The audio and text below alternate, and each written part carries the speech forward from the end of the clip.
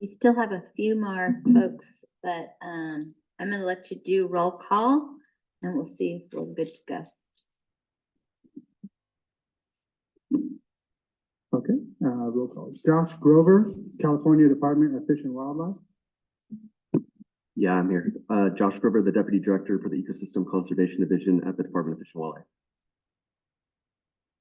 Tani Mata, California Department of Food and Agriculture. Present. Cindy Messer, California Department of Water Resources. Present. Anna Nymark, Cal EPA. Present. Nancy Vogel, CNRA. Here. Diane Burgess, Delta Protection Commission. Here. Or should I say chair? Amanda Cranford, National Oceanic and Atmospheric Administration. Here. Campbell Ingram, Sacramento San Joaquin Delta Conservancy. Here.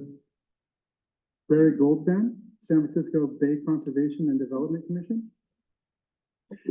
He sends his regrets. He had to leave early. Understood. Joaquin Escobar, State Water Resources Control Board. Here. Good afternoon, everyone. Dave Mooney, U.S. Bureau of Reclamation.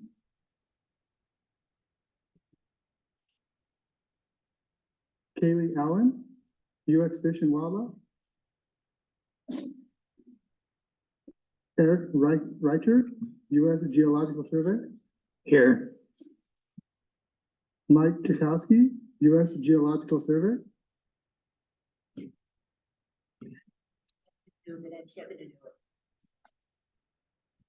Rachel Oleana, U.S. Army Corps of Engineers. And U.S. EPA. That's it. Thank you. I've got to say, when I was asked to run this meeting, I was a little intimidated. Not too long ago, I was running a little Friends of Marsh Creek group and working with folks to learn about water quality and habitat restoration. Some lady named Carla Nemeth came to my meeting to give some updates on DWR. So it was quite a while ago. It's interesting to see that our worlds all just kind of keep crossing paths. So it is a pleasure to be here. As the chair of the Delta Protection Commission, I get to serve as a member on the Delta Stewardship Council, and the Delta Protection Commission recently submitted their National Heritage Area paperwork. And so for all of you that provided support, I thank you for that work. And we've just begun, so that's exciting. Also on the Delta Stewardship Council, just want to do a shout out to Virginia Medueno, who did an amazing job as chair of the Delta Stewardship Council. And we're excited to announce our new member. And I just met her the other day, and it's Cheryl Gale. Miller, sorry. I just met her. We're really excited. She brings a lot of energy into the room, and I'm excited to see what she has to do. So, we've already explained how people can participate in public comment, correct? No, well then we need to do that. If any member of the public is interested in providing a public comment on any agenda item during today's meeting, please fill out a blue card. They're at the table and the materials table out front. Be sure to note your name and the agenda item that you wish to speak on. Public comments will be read in the order they are received. Thank you. Are there any public comments? There are not. None. All righty. So to ground us in our afternoon topics, the Council's Special Assistant for Planning and Science, Amanda Bull, who you all know through her role coordinating the DPIIC, will be briefing us all on the Council's current Environmental Justice Initiative, which Amanda also coordinates. Amanda is joined by Council Program Manager Morgan Chow. Amanda and Morgan, take it away. Thank you, and good afternoon, everyone. So my position at the council is kind of a unique one in that occasionally I get to do things in addition to coordinating DPIIC, which just kind of keeps things, allows me to kind of have a wider breadth of an understanding of what's going on in the Delta. So the last couple of years, I have had the pleasure of leading the council's effort to better understand environmental justice in and around the Delta. And I know many of you and your agencies have been trying to work in this space more, and it's eye-opening, it's humbling, it's challenging, and it's long overdue. So as a bridge between, as Diane mentioned this morning and the rest of this meeting, Morgan and I want to spend just the next 5 or 10 minutes providing you all with an overview of the work we've been doing at the council over the last few years to better understand tribal and environmental justice in and around the Delta. So many of you may recognize Morgan from the last DPIIC meeting where she presented on Delta Adapts. Morgan is here in a different but very related capacity as the new program manager of the council's recently created Climate Change and Environmental Justice Unit. This unit is charged with implementing what comes out of Delta Adapts and this effort, and helping to better integrate climate change and EJ considerations throughout the council's work. Now, next slide, please. So this effort, which will culminate in the release of a tribal and environmental justice issue paper, was an outgrowth of the council's 2019 5-year review. We have 3 primary goals for this effort. First, to build a network of community leaders and organizations to inform and support the council's tribal and environmental justice work. Second, to identify environmental justice issues impacting communities in and around the Delta. And third, to identify options to address those issues. So to address these objectives, we've undertaken a multi-year and multifaceted approach to building connections and understanding issues, which has included trying to also understand the historical context of environmental justice and injustice in and around the Delta, some of which we heard about this morning. Next slide, please. So again, we started this effort back in 2021. Early on, we convened what we call the EJ Expert Group, comprised of members from 4 organizations who work on tribal and environmental justice issues in and around the Delta. This group has provided guidance and feedback on the development of the issue paper, as well as other issues that the council currently engages in. We've taken a mixed method approach grounded in social science, really trying to bring together information drawn from multiple sources.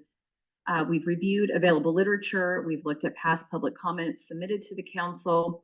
We also did 22 interviews with community-based organizations. We took input from our EJ Expert Group, attended community events, and then also consulted with tribes. Using these sources, we identified tribal and environmental justice issues within and relevant to the Delta and have developed recommendations for addressing those issues. When we began this effort, the focus was really on environmental justice. That was our charge. But through this process, as well as the tribal listening session that the council conducted last spring, it really became evident just how important it was to expand the paper to include tribal justice and really to center it a bit more there as well. So while environmental justice issues are oftentimes tribal issues and vice versa, they must be addressed with respect to tribes' sovereignty, and tribes experience their own disparate impacts, concerns, and relationships as they relate to environmental justice. So now I'll hand it over to Morgan, who's going to briefly cover what we learned about current tribal and environmental justice issues. Thanks, Amanda, and good afternoon, DPIIC members. So as you can go to the next slide. As Amanda noted, there was a lot of tribal and environmental justice issues related to the Delta and Delta management throughout the process that Amanda walked through. The issues are all very highly interrelated. This image here is just a word cloud from the interviews that the 22 interviews we conducted, with the larger text really indicating what was brought up more frequently in the interviews. So you can see here air pollution, concerns around homelessness and housing affordability, the need for tribal sovereignty, drinking water concerns, and the need for things like more meaningful involvement with EJ communities and tribes in decision-making came up the most frequently in the interviews. And just to note that the paper doesn't, the forthcoming paper doesn't address EJ issues outside of the Delta that are associated with Delta water. Really early in the process, we realized that this was really too much to cover in this initial phase. So we focused on EJ in and around the Delta for the work that you'll be seeing. Next slide. So underpinning the document is really a conceptual framework that represents three major tenets of environmental justice. And this graphic shows some of the topics that focus on one of them. But first, I'll just note that the first tenet is representation or representational justice, which I think was covered some this morning by our tour guides. So this is really working to ensure that those impacted most by decisions are involved in the decision-making process. The next is really around fair process or procedural justice. So working to make sure that decision-making processes themselves are transparent and accessible. And then the last is was really the main focus, I think, of this morning is the distribution of environmental burden or distributive justice. So understanding really that the distribution of both physical impacts and harms, such as pollution, as well as things like benefits like access to green space or like things like food justice, are not evenly distributed and disproportionately impact EJ and tribal communities. So on this tenet, in the paper, we really present EJ issues both as interrelated and within these three tenets.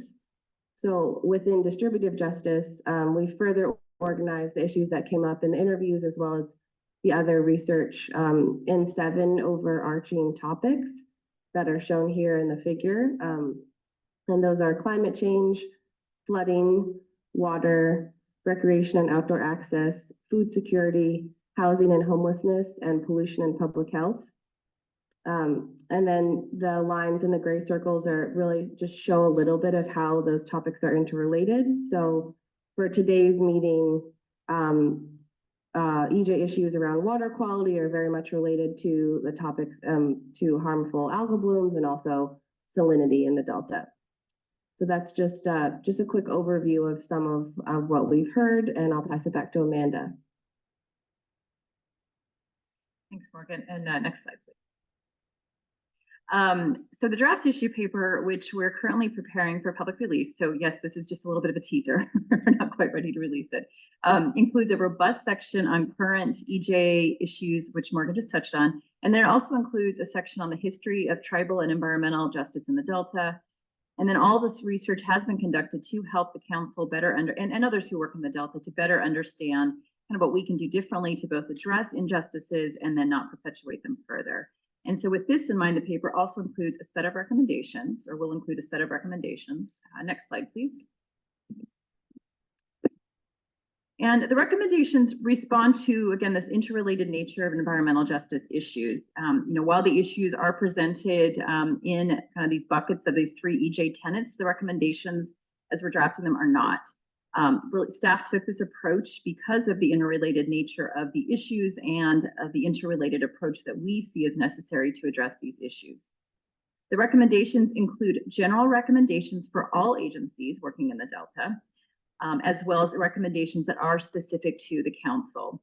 So general recommendations we anticipate including are investing in relationship and trust building, working through trusted community partners, being intentional and justice oriented, making it easy to participate early, following through, enhancing connections between state agencies and local governments, and identifying and filling research and data needs. And then for the council specific recommendations, which I'm not going to share too much about quite yet, are focused first on actions within the council's control, and then actions within the council's influence, and are drafted to provide staff with flexibility in developing an implementation plan, which we see as the next phase of this project. Next slide, please. So just to kind of wrap up, as I mentioned, we're currently finalizing the public review draft for a June release. And at that time, we welcome all feedback, and we mean that very truly. I think from all of our agency partners, from community-based organizations, we have, again, been sharing drafts with our EJ expert group and with some tribes. But again, we really want and really value full feedback when we release the public review draft. We anticipate discussing the paper at both the June and the July council meetings. And then our intent is to take the summer to incorporate public comments and then to hopefully then present a final to the council for their consideration at its October meeting. So with that, we're happy to answer questions. I imagine there might be some public comment. Also want to be cognizant of the time. So thank you. Thank you, Amanda. Are there any comments or questions? I just have to say thank you for the synthesis and the work. It is incredibly important to all of our collective decision-making that we have all of the best and brightest minds here at the table, and that includes communities that are most impacted, obviously. And so just appreciate the good synthesis that went on this and look forward to the draft that comes out and hopefully seeing a lot of comments, a lot of engagement that can help us make sure we refine and get it right. So huge thanks. Thank you. More comments? No? Are there any public comments for this item? Yes, there is, Madam Chair. Thank you.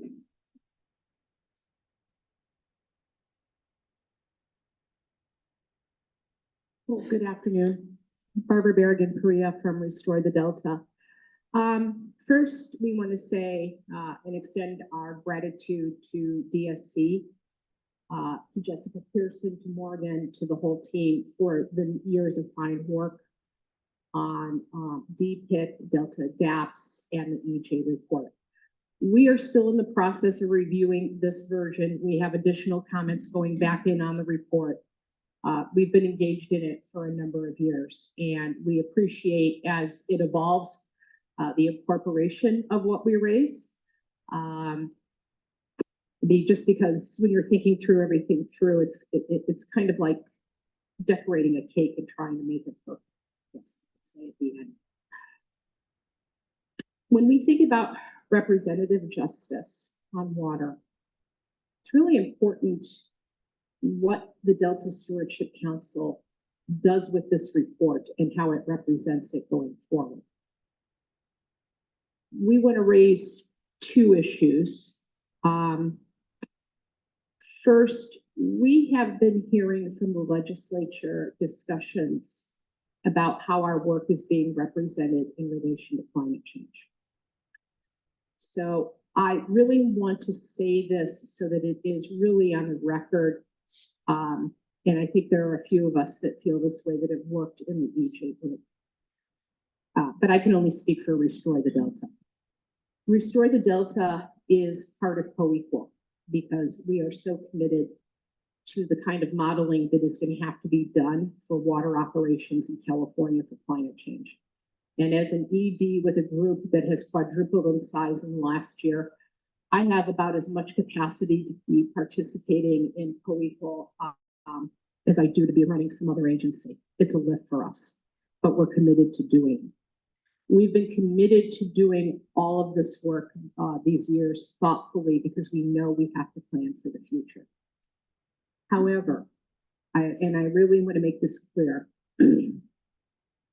agreeing that we're going to have to look at water quality in the future because of the reality of climate change and planning in the state doesn't mean that we favor changes being made to water quality standards in the present. I think most people here at parties are aware of the fact that we do have a Title VI complaint with US EPA right now about disparate impacts suffered by tribes and environmental justice communities related to water quality standards. And so I really want to make this clear that what we are after is really solving problems in the present before we lose everything in the estuary. White sturgeon are going to be listed. Longfin smelt, we're ready to lose. Second year of salmon closures. There are essentially no Delta smelt. The list just goes on, and the harmful algal bloom problems continue. And we're so overworked that we can't even get to everything else that is listed in the report. We haven't had capacity to go back and work on selenium issues. We haven't had the capacity to work on mercury issues, nitrates, and you know, we're trying to build ourselves up to be able to get there. But we can't even get that far down the road because we can't solve the immediate problems in the present. So I really want to urge the Delta Stewardship Council, as it's putting its legislative agenda, to remember, if you really believe in representative justice as the outcome of this report, you need to make sure you know how communities feel about that before you speak for them on their behalf. We are engaged in the climate work. We know it's going to have to be done. but we have serious issues we have to solve in the present so we can pay attention to the climate work. And that is the order. I find more and more every day, my talks with government are about the order of operations. What logically has to come first before the next thing to protect community. And then the last thing that I have a little bit of concern about, I am very happy that the tour happened today. I'm very happy that you went out with our wonderful colleagues from Little Manila Rising. We've worked with them for years. But we're a little bit sad because when we were asked about the DPIIC tour, we wanted to participate. This was probably the worst day of the year for us. And we had made it clear that we, wanted to be there. We asked for this tour to kind of happen a different day. So we were limited in our way that we could interact today. And you didn't get the complete full EJ story as it relates to water quality. There are other people and other groups here that we would have also had in the room. We would have invited in Buena Vista Rancheria for this part of the Delta and other people to participate as well. And it was really disheartening because I'm not supposed to be here. I had to fly across the county because our chair of the water board was part of the tour and we didn't know that that was happening. So again, I want to go back to how representative justice functions. If you are really going to do an EJ tour, you have to make sure that the people that you are partnering and working with there are there to represent themselves fully. It can't be a divide and conquer or something that is, and I'm not saying it was, but you have to be able to make sure the groups are there, that are partners fully there to be able to represent themselves in the process. We're proud of the work you're doing. We think it's going to be extremely helpful with the report in the future, and just keep at it. My critiques, it's hard. It's a learning process for everybody. And that's what my critiques are meant to be. It's meant to help people figure out how to engage how to unfold things, engagement properly with community and with tribes. That's all. Thank you so much. Thank you. Are there any other public comments? No. All righty. So this next agenda item focuses on cyanobacterial harmful algae blooms, also known as CHABs. As Amanda and Morgan mentioned, there's a strong connection between HABs and environmental justice. Council staff has been coordinating the development of a strategy to monitor CHABs. This agenda item will provide us with who, what, why, where of CHABs in the Delta. This is still emerging. We're still figuring out what it is, how to monitor for it, how to hopefully be able to predict it. We're still discovering the impacts of it. And so this is something that really is encouraging to me, because we're all working together on this and trying to move forward to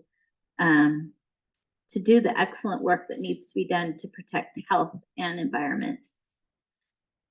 Following the panel, committee members may be asked to endorse this monitoring strategy in concept. But to begin the discussion, let me introduce you to the interim Delta lead scientist, Dr. Lisa Marie Wyndham-Myers, who will also introduce our panel.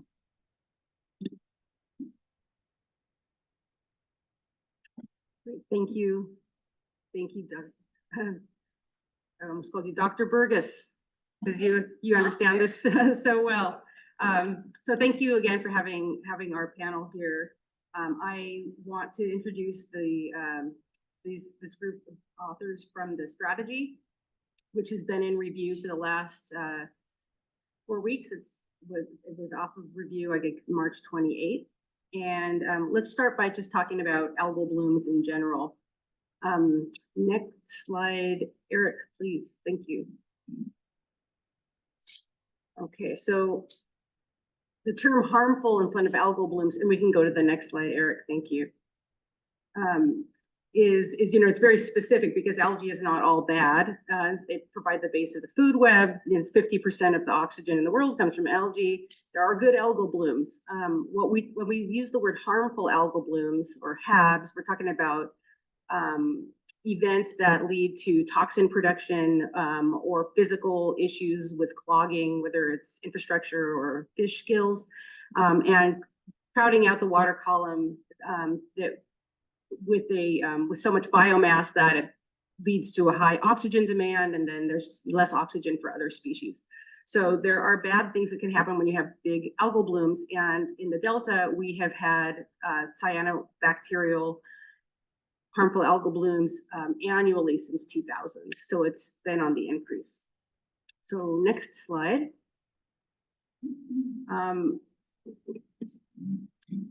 When we talk about harmful algal blooms, again, there's different species involved, and particularly in terms of what their salinity tolerances are.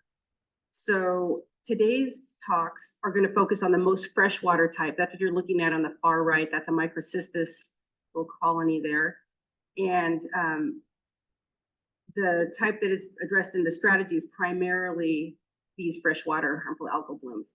I do want to acknowledge, though, the center character here. This is Heterosigma, and it was responsible for the 2022 major fish population kills that happened in the estuary. And it's not unimportant, but it's not the focus of the monitoring strategy here.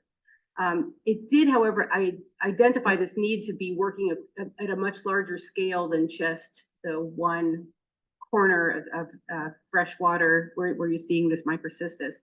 And a larger vision of the Delta estuary area would give us a better ability to predict when, where, and how algal blooms, how big they will be, and also give us some tools to understand how to reduce their intensity, frequency, duration, and so on. So, and we can go to the next slide, Eric, thank you. So again, when we're thinking about HABs in the Delta, this is as good a place as Eddie to walk out here into McLeod Lake, and in most summers you'll see some sort of bloom out there. The C-HABs or cyanobacterial HABs that we have here in McLeod Lake can have different species involved. Microcystis we were just talking about on the left, but there's also Dolichospermum and a Phanozomenon. And these have different structures and routines, but we do need to understand them each to understand the overall problem in terms of predictability and in terms of treatment. So the next slide shows really how we understand the drivers and some of the impacts, but primarily the issues isn't that we don't know the major drivers, which are things like low flows, stagnant and warm waters, and ample nutrients. The real issue is the ability to predict their interactions, the relative importance of these and their dynamics, and how they lead to different impacts.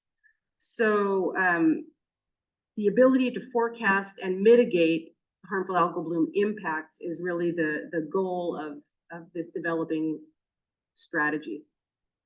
So next slide. We do have some tools to monitor harmful algal blooms in the Delta, but really today there is no single monitoring program that's specific for C-HABs, despite their widespread prevalence.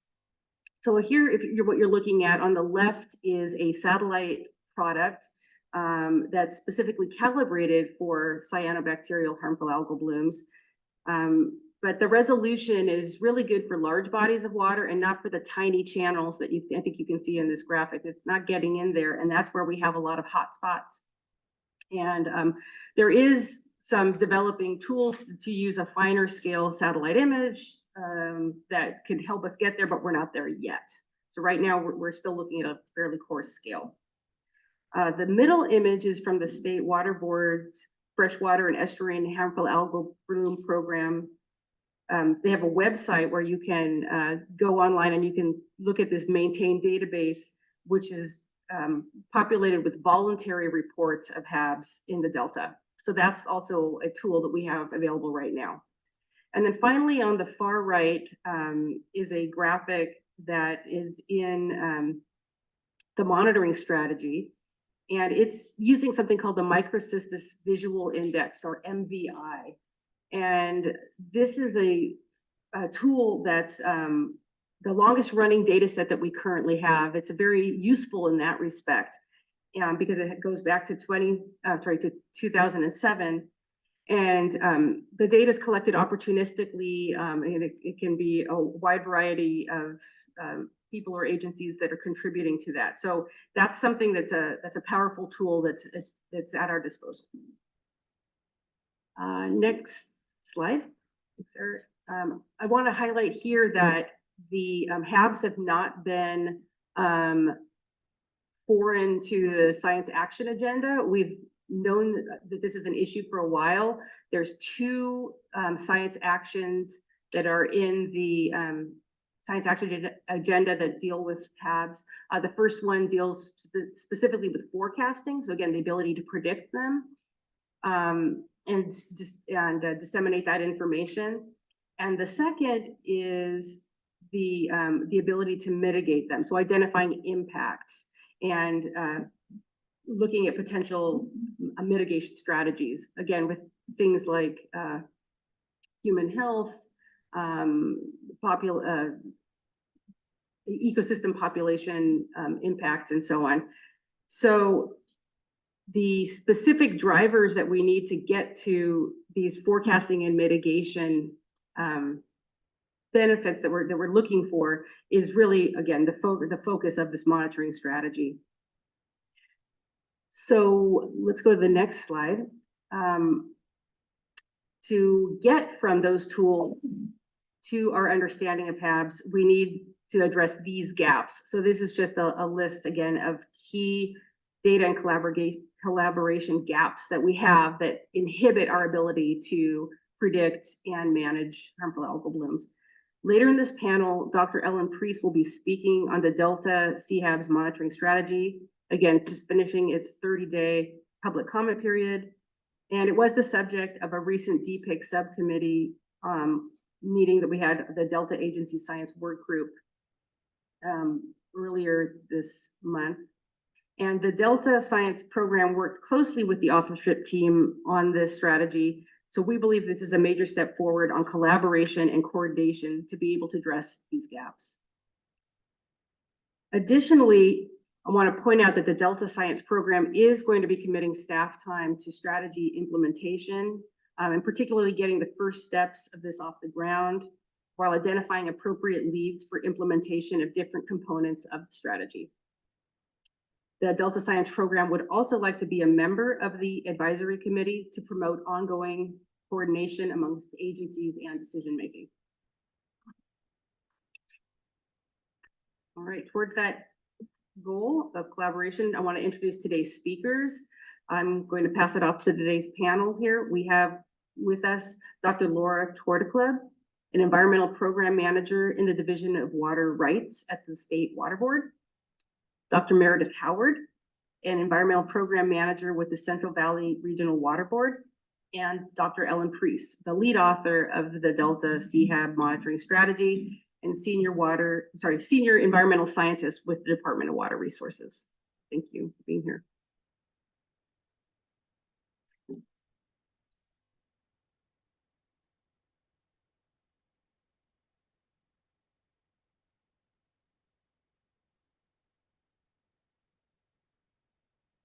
Good afternoon, DPIIC members. My name is Laura Torticlub. I'm an environmental program manager at the Division of Water Rights with the State Water Board.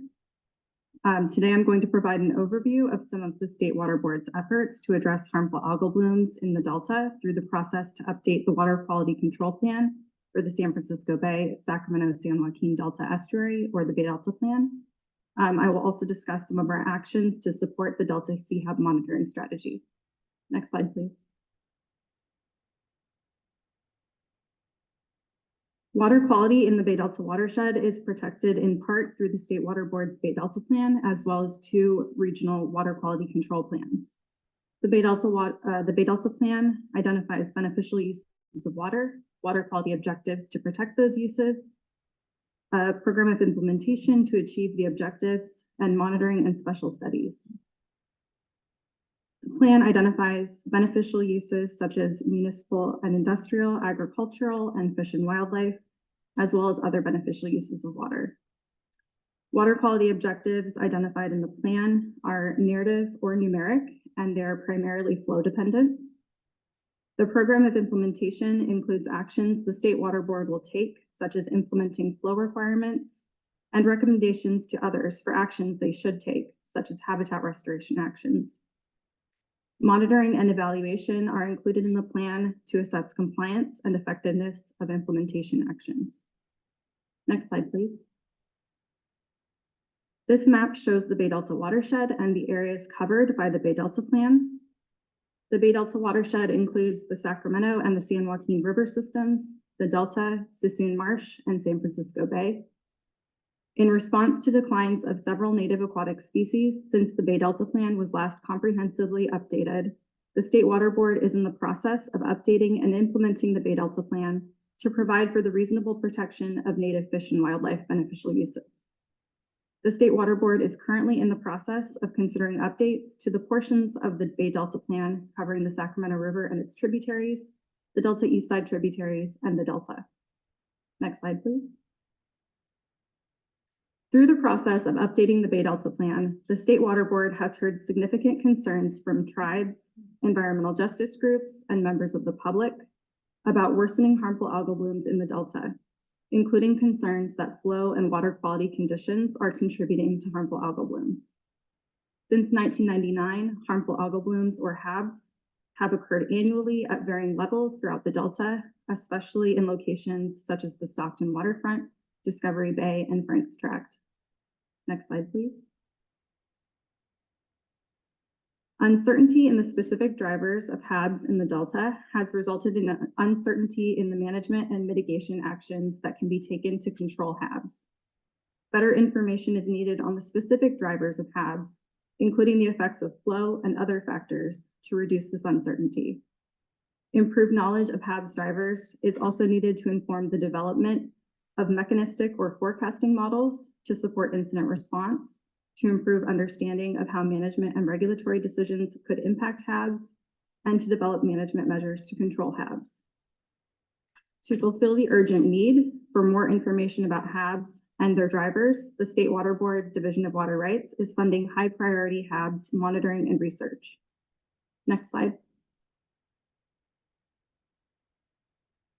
The State Water Board is funding the continuation of a cyanobacterial seed stock study led by scientists Tim Otten from Ben Genetics, Janice Cook from the Central Valley Regional Board, and Ellen Priest from Department of Water Resources. Two of the primary goals of this study are to understand whether overwintering cyanobacterial cells in the sediment at HABs hotspots like the Stockton waterfront, seed blooms in other locations of the Delta. This study also investigates how HABs near Stockton and other regions of the Delta are influenced by nutrients, flow, and other drivers. Next slide, please. In addition, the State Water Board is funding HABs monitoring and research with a contract with U.S. Geological Survey, led by Keith Baumer-Gregson, that will improve understanding of HABs status and trends and drivers. This work includes USGS's fixed station cyanotoxin monitoring at locations throughout the Delta, and a new turbulence study in collaboration with scientists at UC Berkeley to understand the effects of flow and fine-scale turbulence on HAB formation and intensification.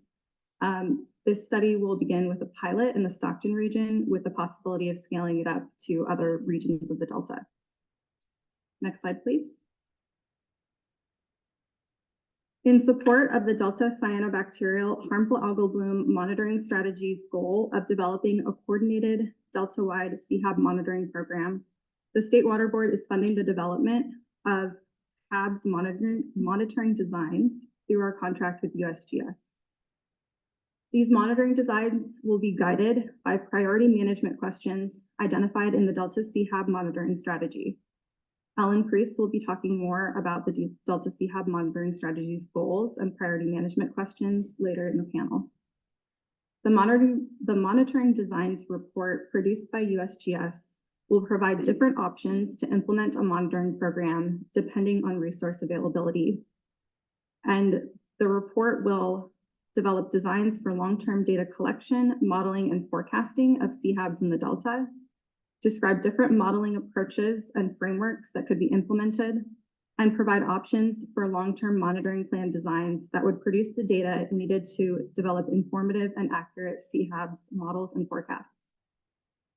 Next slide, please.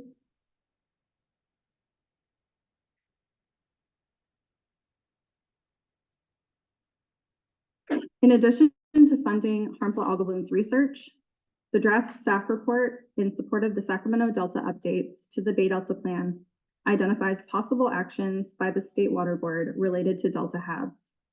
These actions include continuing to coordinate and fund HABs research when funds are available to improve understanding of HABs status and trends and drivers.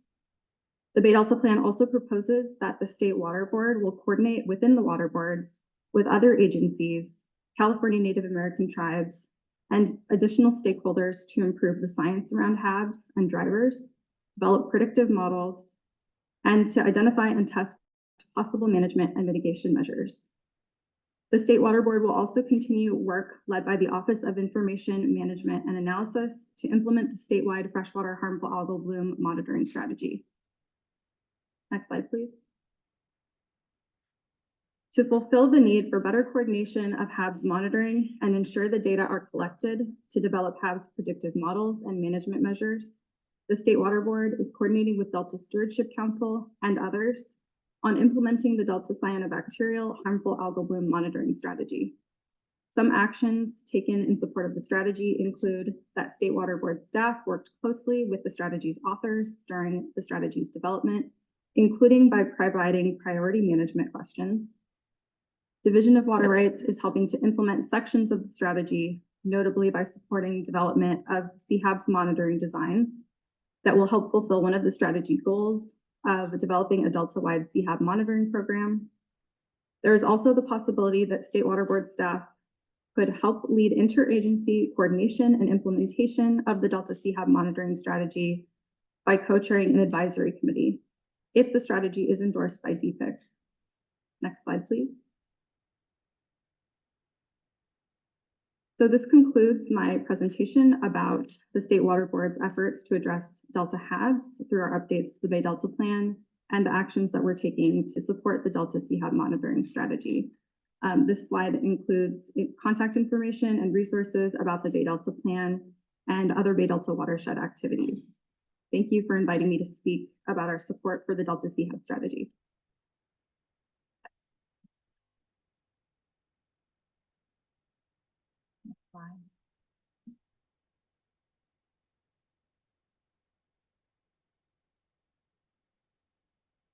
Next slide. Oh, great, thank you.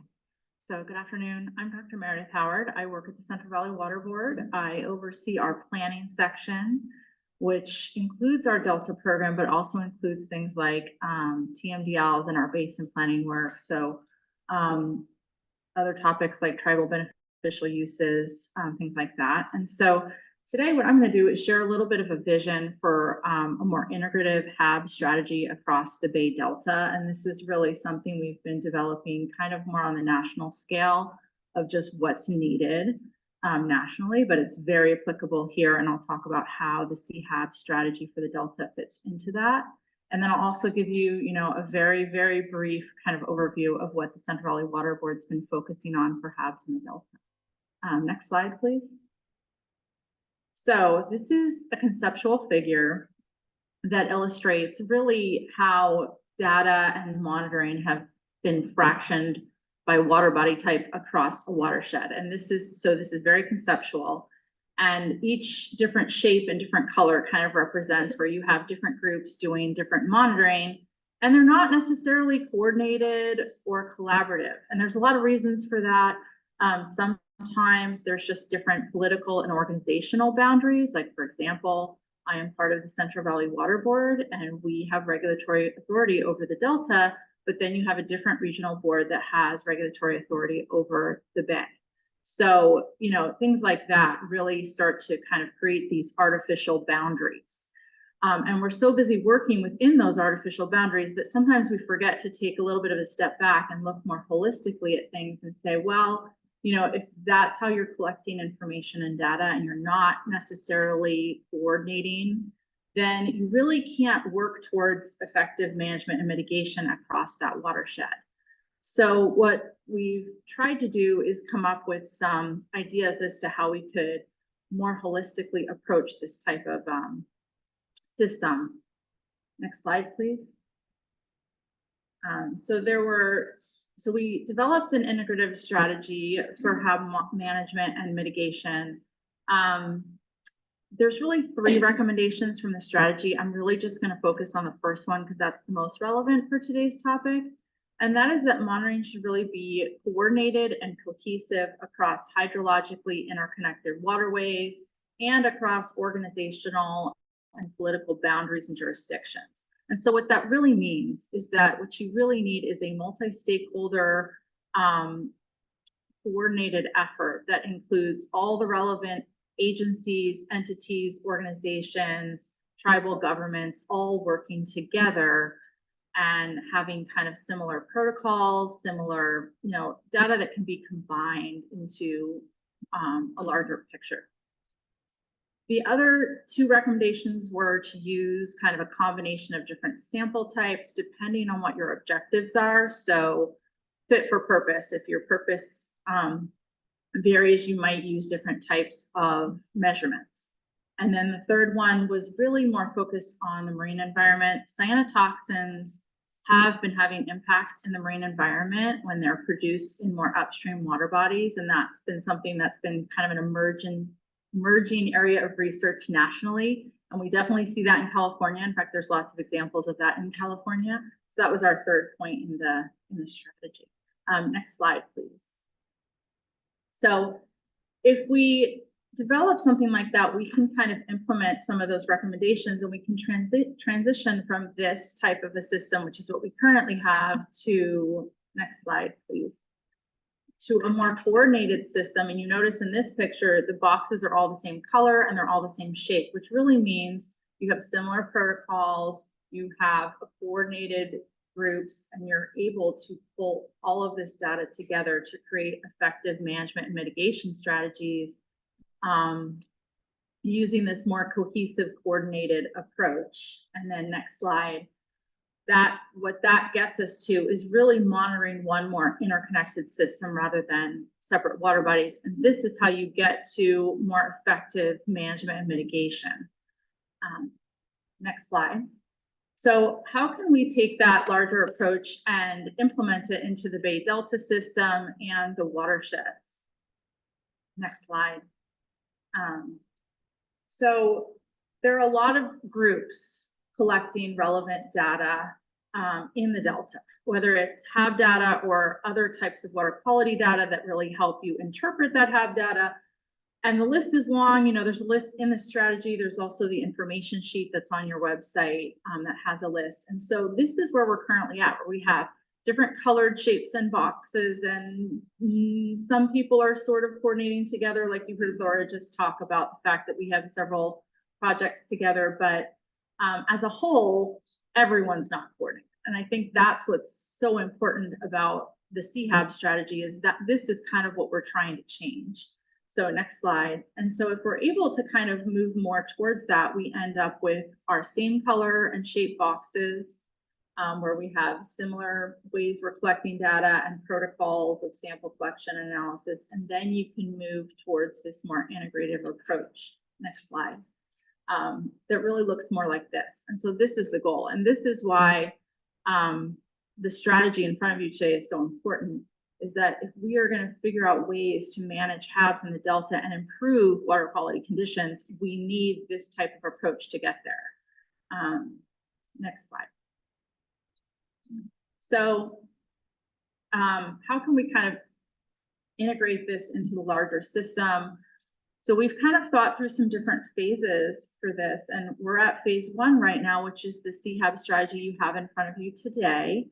And that corresponds, the colors are a little weird on that screen, but it's supposed to correspond to the dark green legal delta that's in the map. And then phase 2, if you can click forward.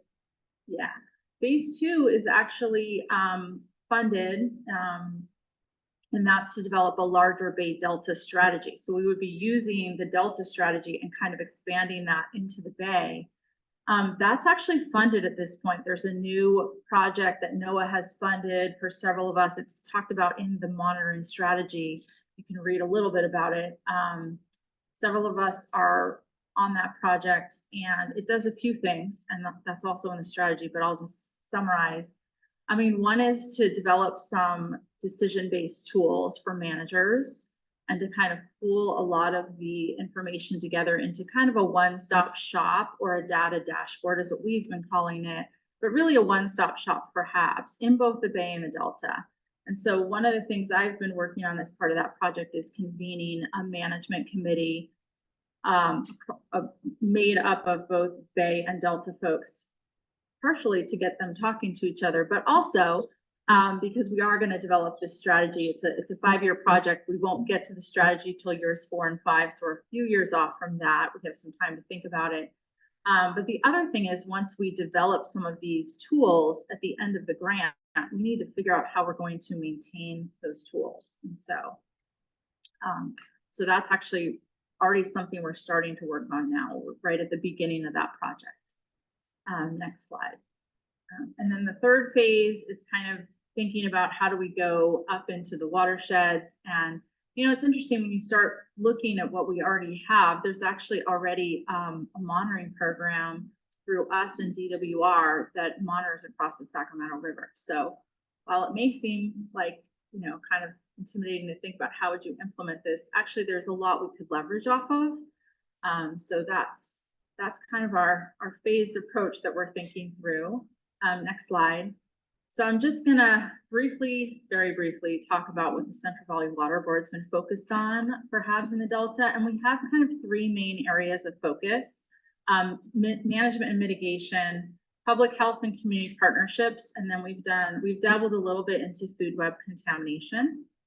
So for our HAB management and mitigation, Laura just talked about the seed stock study. That's really important to identify the locations of bloom initiation, because that's how you start to think through, well, how do we mitigate that? Is there a way to go in and just manage a few hotspot locations rather than everywhere in the Delta? I mean, that's really important to know and understand.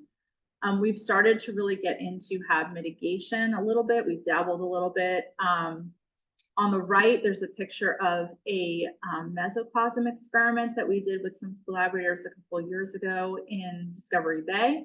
And you can see on the left is the control treatment, and everything looks very green and healthy. And on the right was the hydrogen peroxide treatment. And hydrogen peroxide is a substance that degrades into hydrogen and water, so there's no real chemical residue. It also degrades cyanotoxins, and it increases your dissolved oxygen, which is what we found in our mesoplasm experiment. So, you know, the next step for this, the strategy has some special studies in the back. There is a special study talking about how do we start to identify appropriate and feasible mitigation approaches for the Delta. So the Central Valley Water Board is actually working on a contract right now to bring in an outside party to convene a technical advisory committee of international and national experts on HAB mitigation to really dial out for us some recommendations of what's the most appropriate for the Delta and what's feasible in the Delta. And so that's one way we're trying to support the implementation of the CHAB strategy. The other thing that we've been focused on with several partners is just looking at how nutrients are like supporting the maintenance of HAB. So if you think about the Stockton waterfront out here, you know, it's a terminal channel. There's not a lot of flow, but there's blooms for months on end. So somehow those blooms are being supported from a nutrient standpoint. So we have some projects we've done with the port and the city of Stockton, as well as with DWR, really trying to get a sense of, well, how is that working and how is that support coming from nutrients happening?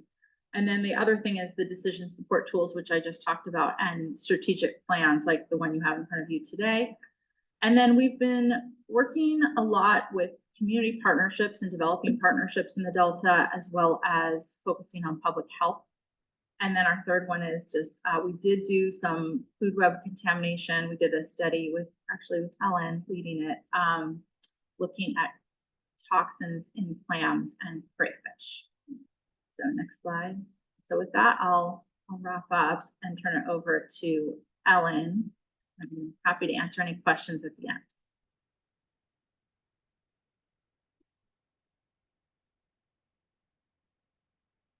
Good afternoon. I'm Ellen Priest. I work for the Department of Water Resources in the Division of Integrated Sciences and Engineering.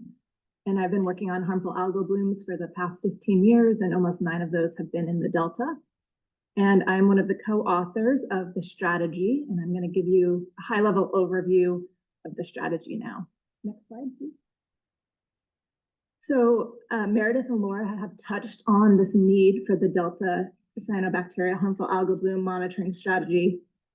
There's currently water quality monitoring that can obtain harmful algal bloom data in the Delta, but it's not adequately coordinated. The figure on the right exemplifies that. It's a map showing sites where phytoplankton identification occurs. The different colored dots, which are hard to see on the screen, correspond to CDFW, DWR, and USGS, and each of those agencies are collecting data for phytoplankton identification, but there's no collaboration amongst those agencies. In fact, someone recently said to me they didn't know that CDFW even collected that data. So it just really highlights how we need a more coordinated effort. Next, important variables for cyanobacteria blooms to form are understood in a general sense. We know warm temperatures, high nutrients, those drive harmful algal blooms, but we lack the detailed information about the interactions between these drivers and how these drivers impact the status and trends of harmful algal blooms across the estuary. We need this knowledge in order to identify appropriate mitigation measures, determine where to put those mitigation measures, and to forecast harmful algal blooms. Next slide, please. So collaboration and coordination is a very key part of this strategy.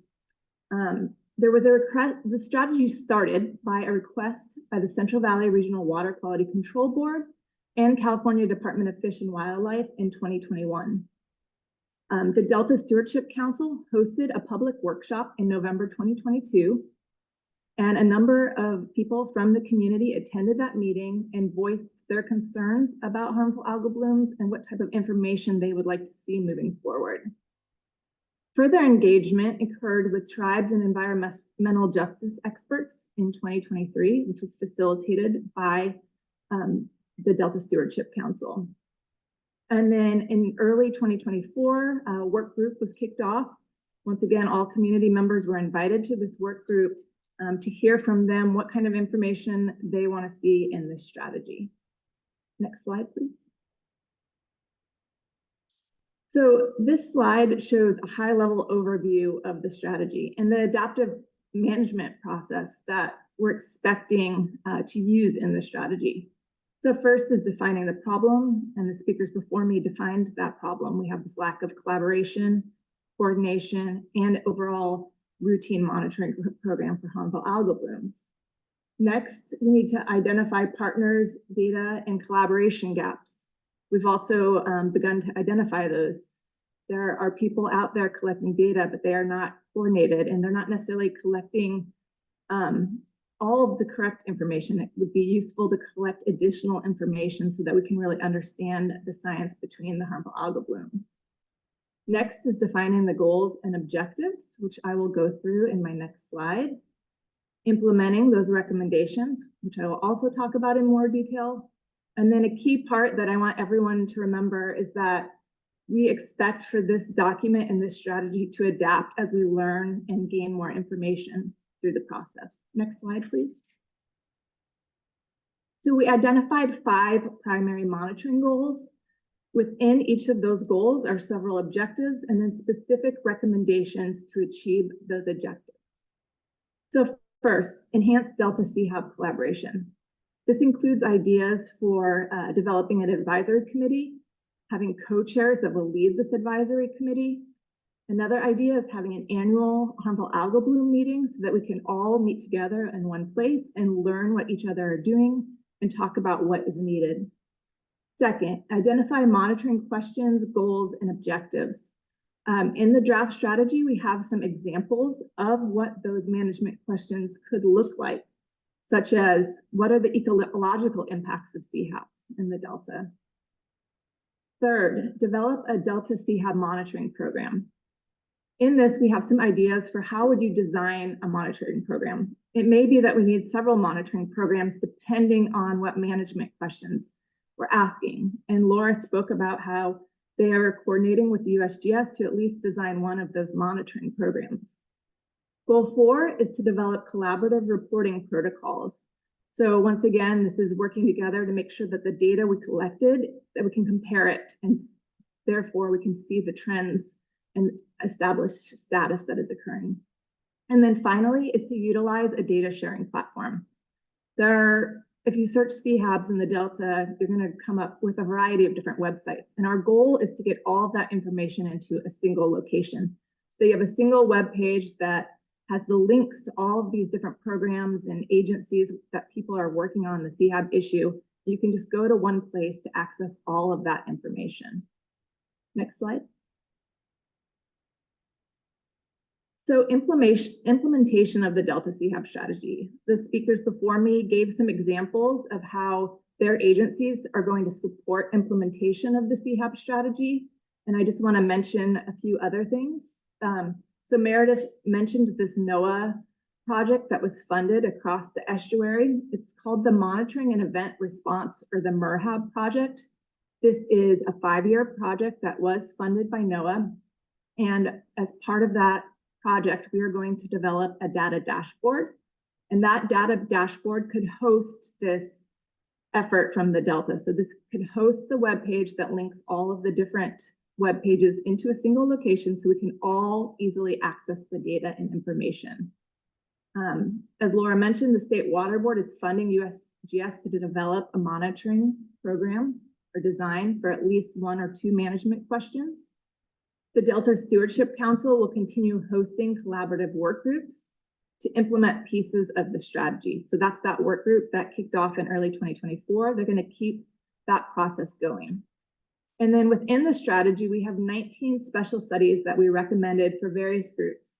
And the idea is that groups can choose these if they fit within the mission of their agency or within local groups. And so we can chip away at those special studies, and that information can help improve routine monitoring and answer some of these more specific questions. Next slide, please. So this is a timeline of the strategy and what I just went through with the slides. So in November 2022, we had that monitoring workshop. Beginning in 2023, our author team started drafting up the strategy and started receiving feedback from people that attended that workshop. Then in January 2024, we had that work group kickoff. The draft strategy went out for a 30-day public comment period. We have those comments in hand now, and we'll be going through them to finalize the strategy. In March, we had the Delta Agency Science Work Group meeting where we described the strategy to that group of people. And then today we're here hoping that you all will endorse the strategy. Next slide, please. We received 7 comments from various groups. And like I said, we have not had a chance yet to respond to those comments, but we've done a high-level overview of them. And I'm going to highlight a couple of the major comments in the next couple of slides. Next slide. So first, one of the comments that was raised is that some people would like to see more information about public health and incident response. I do want to mention that public health is mentioned throughout the strategy, and of course, any information that's collected on HABs can be used to inform public health decisions. Nevertheless, we will add a couple of additional public health items into the strategy to address this comment. We'll add an example management question on public health. So I mentioned that we have about 6 management questions in the strategy. These were just provided as an example. We don't intend that these are the final or the only questions, but we wanted to get the conversation started. But we will add an additional management question that is focused on public health. We will also add an objective on incident response. At this time, we're thinking the objective will say something along the lines of determine method of noticing HAB events and ensure lines of communication are open amongst relevant parties to expedite the process. Once again, I want to reiterate the overall goal of the strategy is to enhance collaboration and data collection efforts. And so we want that information to be used for all of the different managers and people that could potentially use this information. And public health is certainly one of those items that we expect data will be useful for. Next slide, please. Another public comment was to prioritize implementation. Objective 2.4 in the strategy does highlight that we would like to prioritize different parts of the strategy. This is a somewhat tricky piece to deal with because depending on who you're going to ask, they're going to have different priorities. And so we suggested that the advisory group could work together to identify the priorities in a general sense, but we also want to recognize that, for example, those 19 special studies, an agency may have funds to implement one of those, and we want to exclude that because it's not the priority in the eyes of a different agency or group. Next slide, please. So the final Delta CHAB monitoring strategy, we're going to be working on addressing those public comments in May, and we are going to finalize the strategy. As you've heard from the previous speaker, some pieces of the strategy are already moving forward, which is great. We'd like to implement it over the next 3 to 5 years. We want to evaluate the data and learn from it. This is a strategy that will be adapted. This is not a forever document. We recognize that.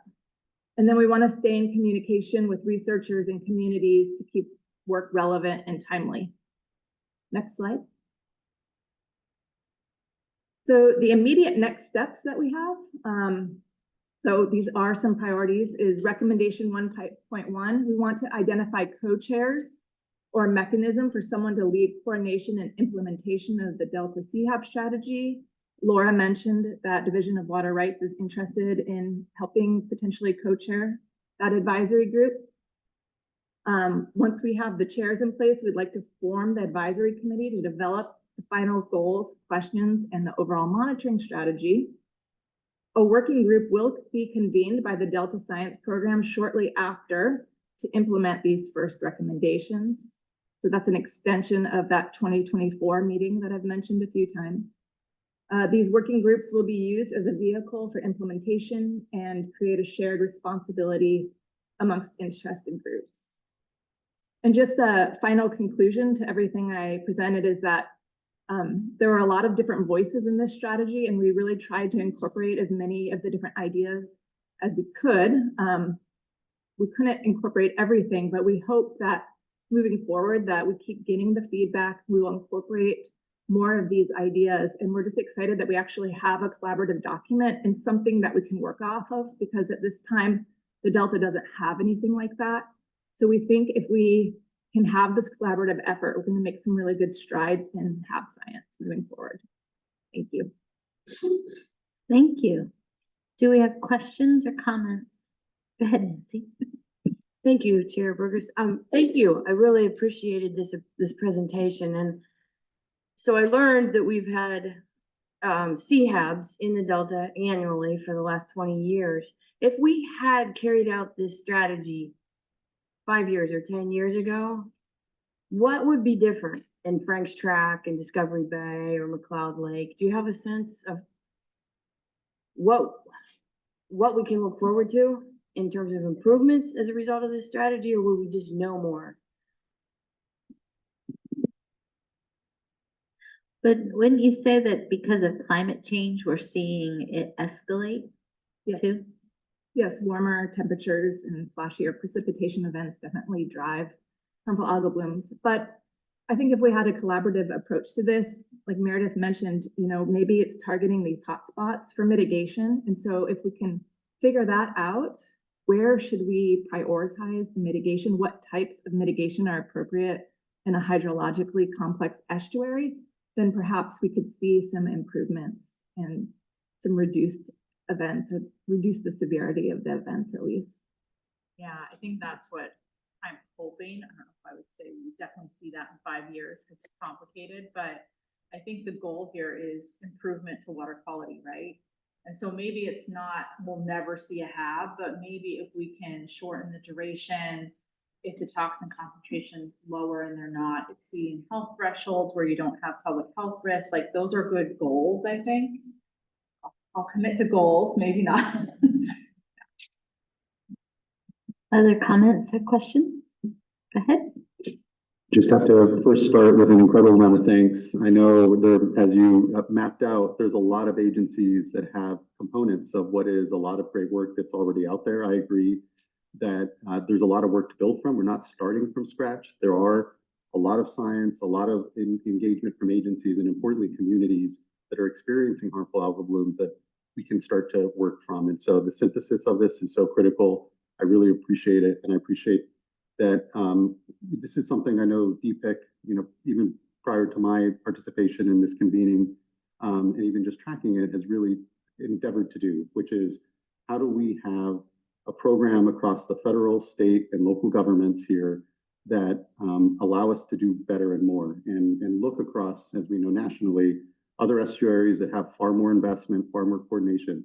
And I think that this around harmful algal blooms, cyanotoxins within the Delta, both the watershed writ large and within the legal one, as a place that really focuses here at DPIIC and the Stewardship Council and its work around something that is incredibly impactful to communities.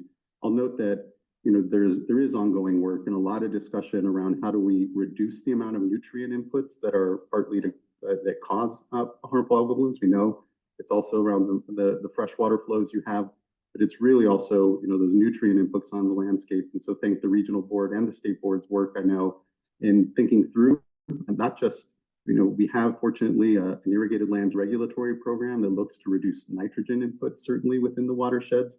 Nowhere else in the nation do we have programs like that. The Clean Water Act largely exempt agriculture activities. So again, there's bits and pieces of programs that are trying to address this, and how it all comes together is the most complex within the Delta watershed.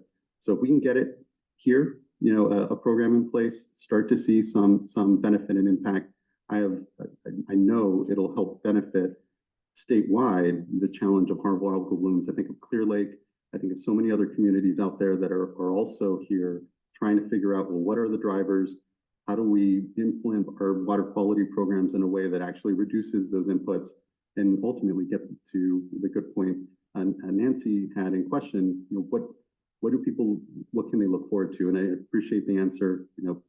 Our hope here, lower incidences, lower amount of time, protection of public health, importantly. I think part of a note I wanted to make is just, you look at the coast and between the coordination between the counties, the water boards, for beach closures to protect public health whenever we know that it's not safe to go in the water is very much more robust than it is on the freshwater side. And I think harmful algal blooms and cyanotoxins are the best place to start to build out that more productive public health infrastructure that we need and the partners that we need, especially at the local level, to keep people out of the water when it isn't safe and to continue to improve the quality of it. So just thanks. Again, I see this as one of the most critical things that we could be focusing here on DPIIC, and so far as its real day-to-day impact on public health, and especially in a warming climate. So much appreciation. I look forward to the further work, and would even dare to somewhat volunteer myself to help be co-chair around some of this work, given its importance to the State Water Board. Thank you. More comments? There you go. Yeah, hi. Thanks for that. Very rigorous and covering a lot of ground. When I saw these slides, I go, how are we going to get through all this? But it was like actually compelling, and thanks for the work that went into it. I'll just note from the USGS perspective, we're happy to be involved in that, and HABs are a national topic of high priority to us. So I see a good back and forth learning from what happens here and vice versa. I wanted to get your perspective when you talked about more consistent and integrated monitoring. And I guess I wonder kind of how you define monitoring for HABs, because we talked about, you were just bringing up nutrients and temperature and flows. So I guess there's lots of things that we're monitoring, different groups are monitoring in different places that are super relevant to HABs, but they're super relevant to a lot of other things that are ongoing. So it's not like we're all of a sudden doing this very specific activity that's only for HABs. So how do you see that nexus between things that are explicitly new for HABs or maybe more coordinated for HABs versus the ongoing monitoring for relevant parameters and factors? Yeah, I mean, I think I'm glad that's what your takeaway was, because that's what I think if you read through a lot of the documents, it really talks about, well, there's some HAB-centric measurements you can take. And Lisa Marie presented some of that. But then there's all these other measurements like temperature, nutrients, flow, lots of other things that are very relevant for HABs or to interpret your HAB data, I'll say, right? And so all of that, in my mind, and we'll see how it plays out with our NOAA project, but in my mind, all of that should be in the data dashboard, because if you have some HAB toxins or you're collecting phytoplankton, you're going to want to know some of those other factors. When is the temperature changing? Is the temperature going up? We know when the temperature shifts up, we're going to start seeing some more cyanobacteria pop up too. So all of that is what I consider to be like, I don't know how I define it, but I would say it's all relevant for interpreting HAB data. So, that larger kind of, we're monitoring lots of different things in the Delta. I think all of that is really inclusive in what we need for a HAB monitoring program. It's actually really critical, because if you just go out and you just have the HAB measurements, sometimes that's not all that helpful, right? Like, it's good to know for public health, but then when you really try and figure out what are we going to do to improve the situation here, it's not all that helpful. You really need all that ancillary water quality data to help you understand the larger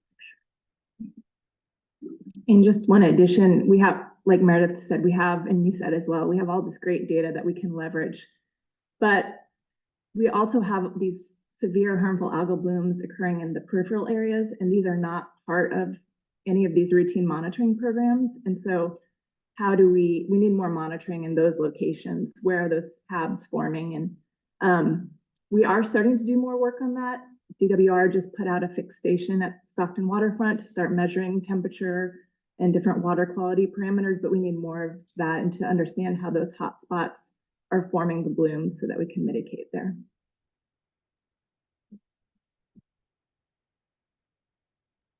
No, a couple more down here. Did you have a question? Just really quickly, I just wanted to echo the thanks that I think has been expressed to this panel and to probably the broader team I know that's behind all the good work in the strategy. Just want to say, I know, from firsthand experience, there's a lot of monitoring going on. So I just really, want to acknowledge that I love this idea of just bringing it together.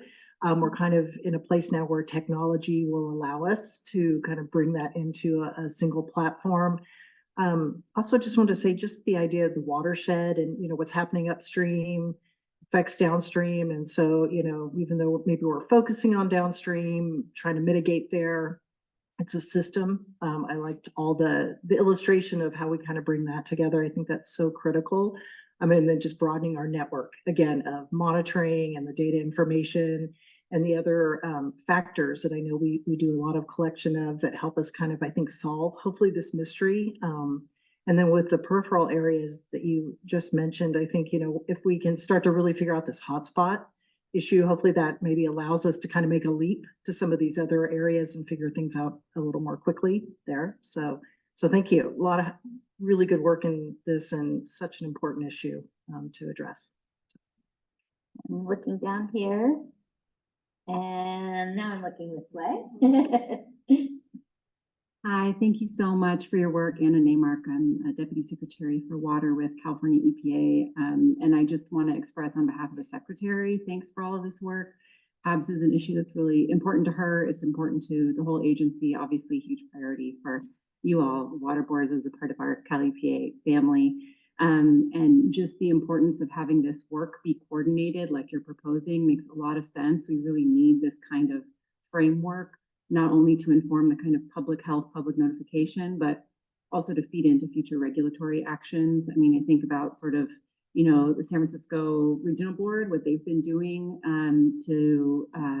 in the past sort of decade to collect more information around nutrient inputs. And now they've fed that into their proposed permit and looking at sort of some coming permit, nutrient limitations in their wastewater permits. So some really exciting work that I think we can look to.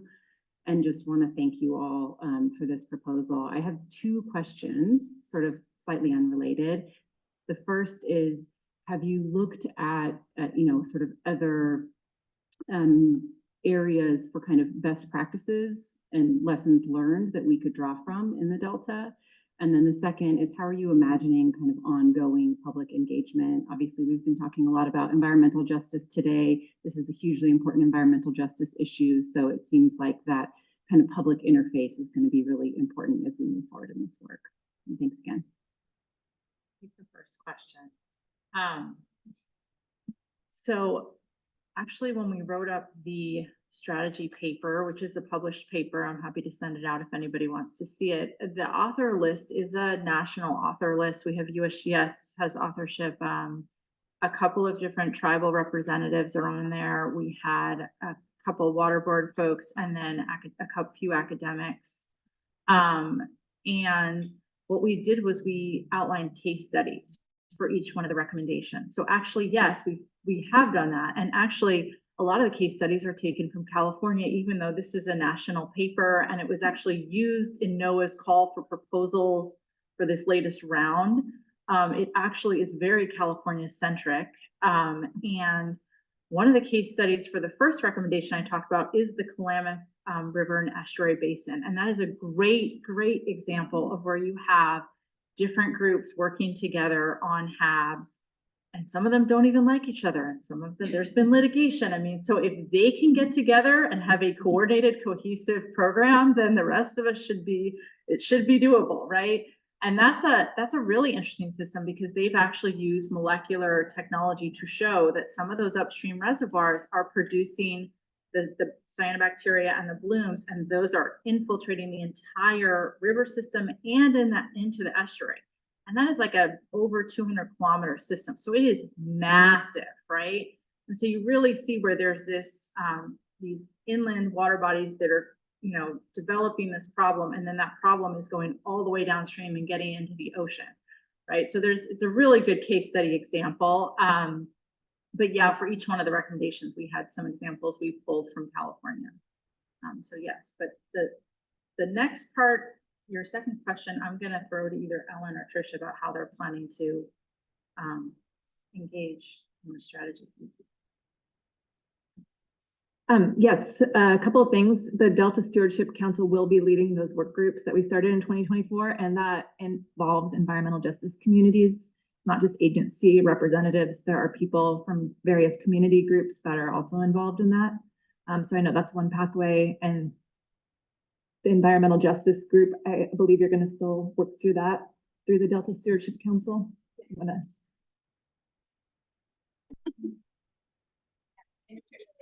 Environmental scientist with the Delta Science program, and this is something that we've actually written out inside of the strategy as well, as just our intent to broadly engage different groups, because we know that this is an issue that matters a lot to many people.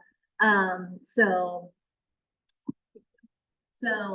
we do believe that this is our intent very much is to keep engaged with a variety of different audiences. And so we think, you know, there might be different ways in which we can do that. One of them is this work group.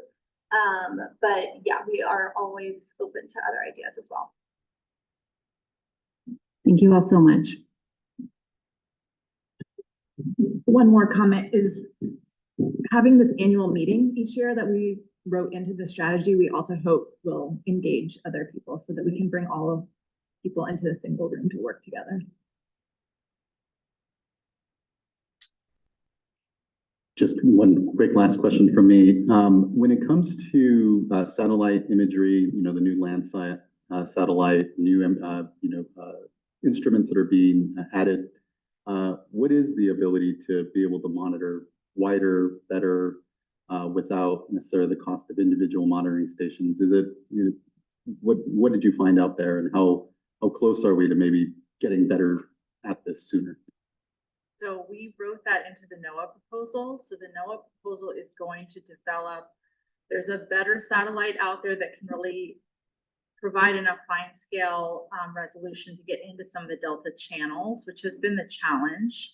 The channels are too small to really see by some of the previous satellites that most people kind of have, or that data is really available publicly.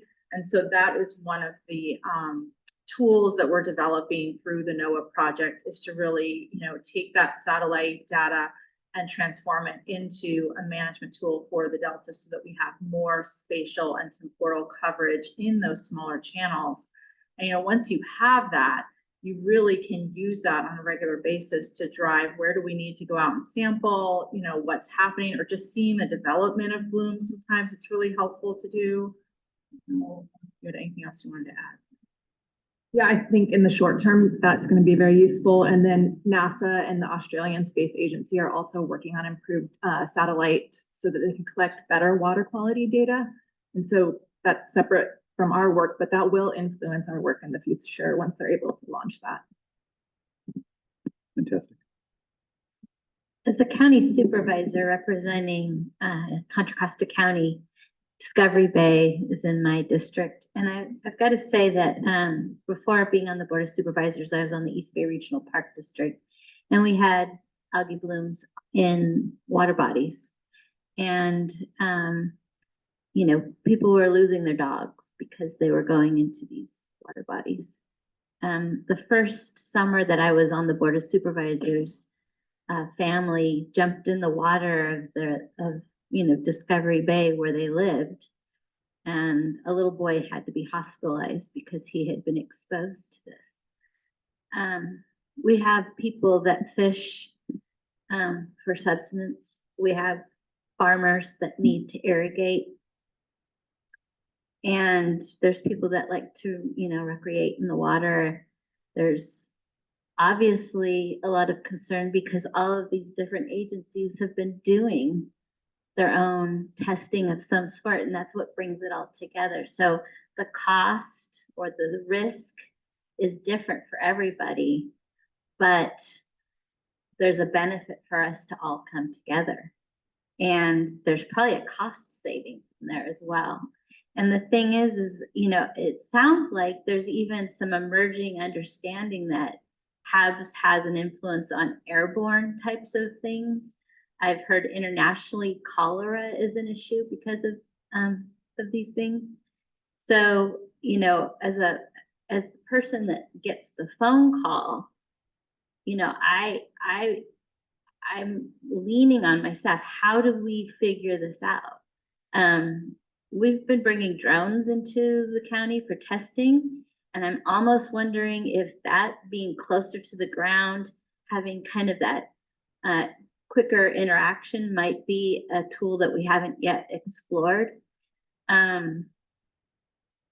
I'm glad that California agencies are coming together because we're known for our technology. We're known for our innovation.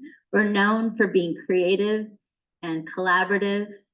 And so I'm hoping that you're all going to kind of be able to communicate that there's support for this today. And I don't know if we're going to do any kind of official, but we're going to do public comments first. And so I don't know if you wanted to respond to what I just said, if there was anything you need to correct me on. No, not correct you on. I will say there have been, San Francisco Baykeeper actually provided some drone services. So one of the last images on my slide is a drone picture of actually the Stockton waterfront right out here. And we are gonna try and continue that and trying to get, we have a contract. Reach out to me because I've been working with a lot of drone companies out in Byron testing, working with the federal agencies on a lot of different issues, whether it's fire or other stuff. So maybe we could find someone that could, you know, give us something. But Yeah, anyway. because it is helpful. The drones are helpful. They're Yeah. a little bit limiting because I think you have to stay in sight. So No. the satellites would be a little bit better because they cover more, but Yeah. the drones, I shouldn't say we, say the collective, Uh-huh. we of our community partners have really helped out with that in the last couple of years, and it's really helpful. Thank for you. sure. Yeah. All right. Are there any public comments on this item? Yes, Madam Chair, there is.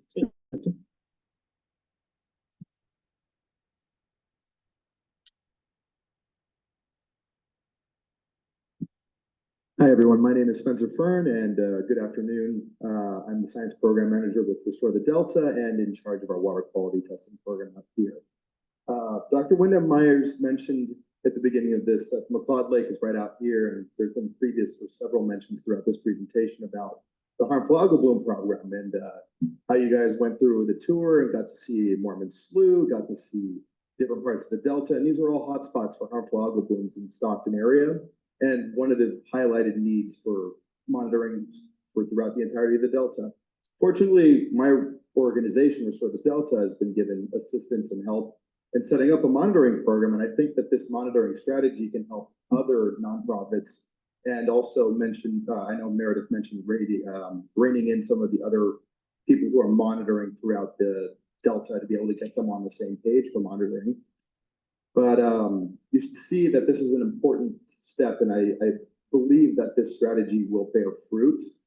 Another thing I wanted to mention was, at least from like the McLeod Lake area and for testing purposes, when we grab monitoring samples and then send them out and then get harmful algal blooms like we see throughout the Delta or throughout the Stockton waterfront, sometimes signs get placed up, but then sometimes they're not put in places where they're easily read or easily seen by the public. And for instance, McLeod Lake over by the boat launch, it's where the sign, I've seen it every time I go and sample, is under shade at the very far end of the dot after everybody's kind of come in to either launch their boat or get out into the water. So all of this to say that I do believe that this monitoring strategy and getting the public informed and kind of doing an order of operations, kind of like what Barbara mentioned in the previous comment, was going out there and being able to collect the data, be able to connect with communities, be able to inform them how these harmful algal blooms are forming, and then there would be an increased interest in harmful algal blooms monitoring statewide, Delta-wide. And that might lead to more funding opportunities, which tends to be the bane of the existence of monitoring strategies perhaps throughout the Delta. So I believe in this strategy. I think it's a good step, but I do believe that, I know we're still going through the comment process on the work being done, but I believe that with the comments taking place and with the kind of work that's being done here with these types of meetings and being able to talk about these issues in communities will lead to the changes that we need to see. Thank you. Thank you. Do we have more public comments? No, Madam Chair. Yeah, I do think that the noticing is so important. And so that those comments would be, personally, I think I struggle because I want to get ahead of it. So I try to put out messaging in my own community. I even reach out to the veterinarians in the community to kind of remind them to not let their dogs go out in the water. You know, it's just, I'm trying to be proactive. So I love that we're doing this. So the question is there a need for discussion about endorsing the strategy? Is it appropriate to ask all of you to voice your support? And I don't know how to do that unofficially or officially. Jennifer, where are you? Okay. What can I do? What can I not do? And you guys know what you can do too.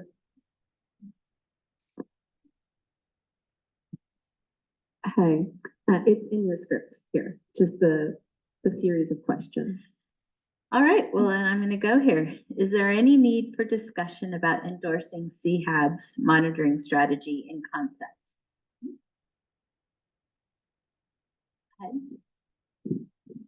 Again, thanks for the work on all of this. This is great. I think endorsing it in concept is great. I just, as a matter of procedure, I think we want to be careful not to endorse in advance of the public comment being addressed in the final. So if it's very clear that we're just endorsing the draft concept and strategy and not endorsing the document in advance of completion of public comment, then All right. I'm certainly I comfortable. think, thank you. That was a very nice way of reminding me. I forgot to do that.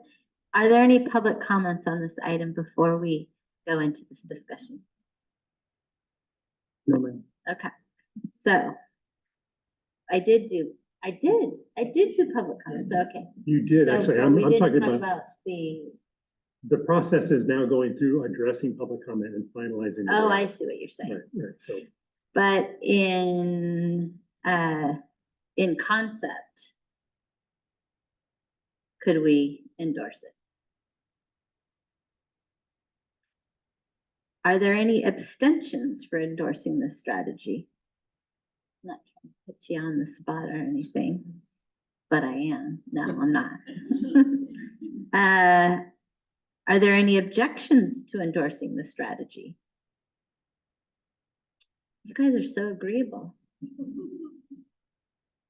If a majority of the committee supports the endorsement, the CHAB's monitoring strategy can be endorsed by DPIIC. And I am not seeing any abstentions or objections. So is that enough information? I'm getting a nod. High five, I did it. I just want to recognize that we have 4 women doctors at the table. And Trisha, you're amazing.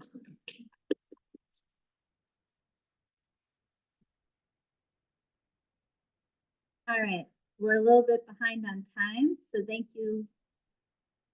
Most DPIIC agencies are engaged in the DPIIC Restoration Subcommittee. Here to update us on Restoration Subcommittee activities is the Delta Conservancy's Senior Environmental Scientist, Rachel Wigington, who is co-leading the subcommittee with the council staff.